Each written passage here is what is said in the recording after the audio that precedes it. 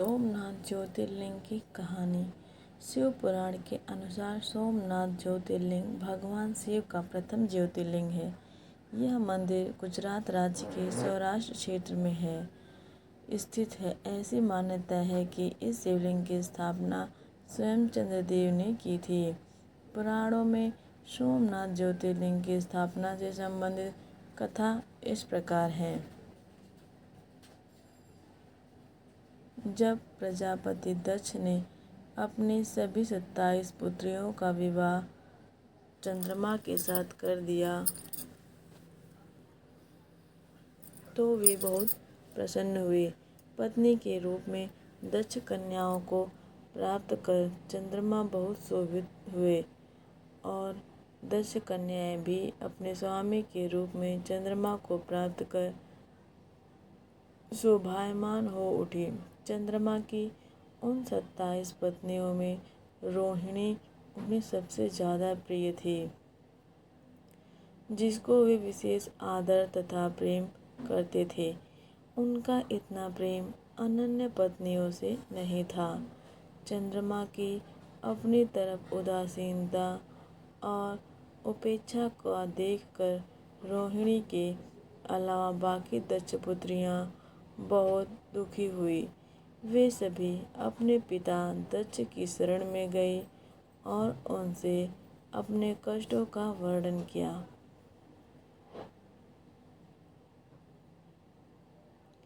अपनी पुत्रियों की व्यथा और चंद्रमा के दुर्व्यवहार को सुनकर दक्ष भी बड़े दुखी हुए।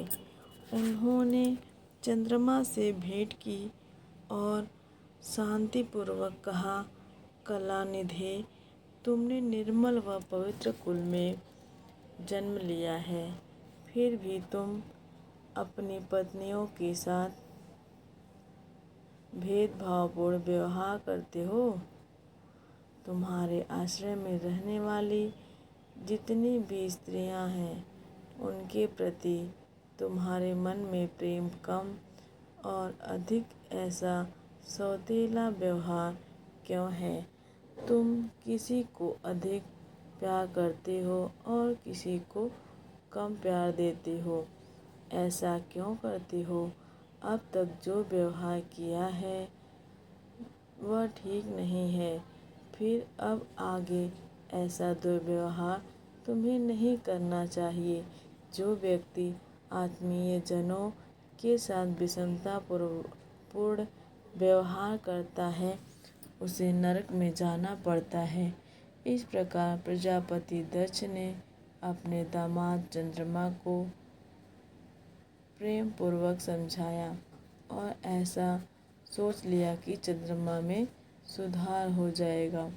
उसके बाद प्रजापति दक्ष वापस चले गए।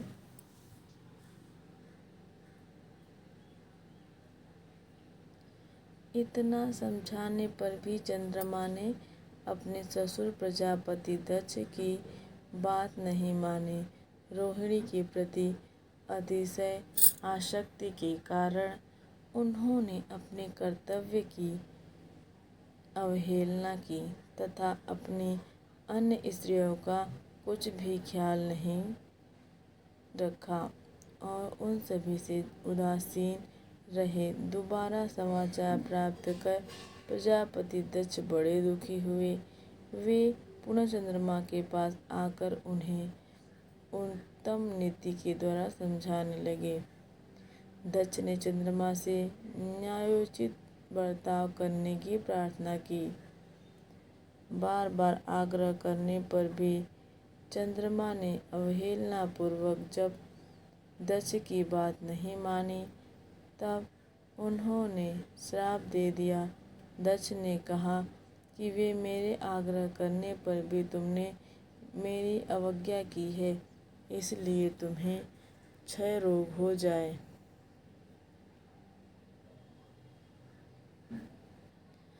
दक्ष द्वारा श्राप देने के साथ ही क्षण भर में चंद्रमा क्षय रोग से ग्रसित हो गए। उनके क्षीण होते ही सर्वत्र हाहाकार मच गया। सभी देवगण तथा ऋषिगण भी चिंतित हो गए। परेशान चंद्रमा ने अपनी अस्वस्थता तथा उसके कारणों की सूचना इंद्र आदि देवताओं तथा ऋषियों को दी।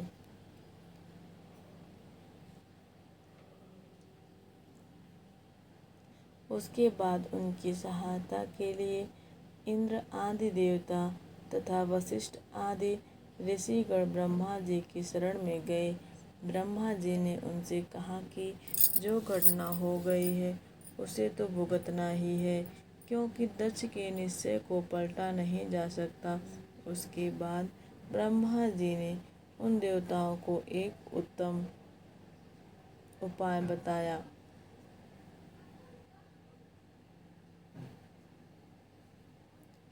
ब्रह्मा जी ने कहा कि चंद्रमा देवताओं के साथ कल्याणकारक शुभ प्रभास क्षेत्र में चले जाएं। वहाँ पर विधि पूर्वक शुभ मृत्युंजय मंत्र का अनुष्ठान करते हुए श्रद्धा पूर्वक भगवान शिव की आराधना करें। अपने सामने शिवलिंग की स्थापना करके प्रतिदिन कठिन तपस्या करें।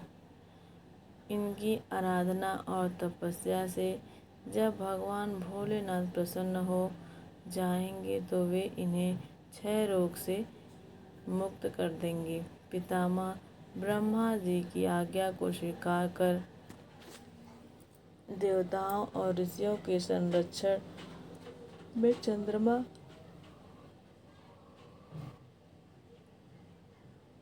देवमंडल सहित प्रभास क्षेत्र में पहुंच गए। वहां चंद्रदेव ने मृत्युंजय भगवान की अर्चना, वंदना और अनुष्ठान प्रारंभ किया।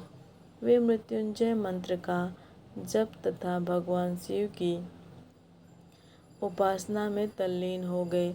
ब्रह्मा की ही आज्ञा के अनुसार चंद्रमा ने 6 महीने तक निरंतर तपस्या की और वृषभ ध्वज का पूजन किया।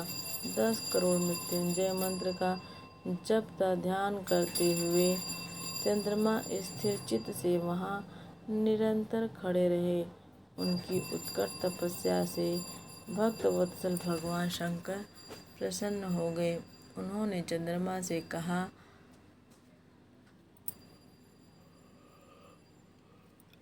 चंद्रदेव तुम्हारा कल्याण हो। तुम जिसके लिए यह कठोर तप कर रहे हो उस अपनी अभिलाषा को बताओ। मैं तुम्हारी इच्छा के अनुसार तुम्हें उत्तम वर प्रदान करूँगा। चंद्रमा ने प्रार्थना करते हुए विनय पूर्वक कहा, हे देवेश्वर, आप मेरे सब अपराधों को क्षमा करें और मेरे शरीर के इस क्षय रोग को दूर कर दें।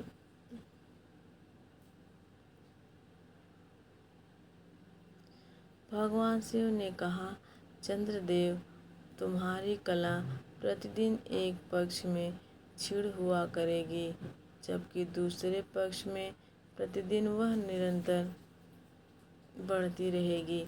इस प्रकार तुम स्वस्थ और लोक सम्मान के योग्य हो जाओगे। भगवान शिव का कृपा प्रसाद प्राप्त कर चंद्रदेव बहुत प्रसन्न हुए। उन्होंने भक्ति भाव पूर्वक शंकर की स्तुति की।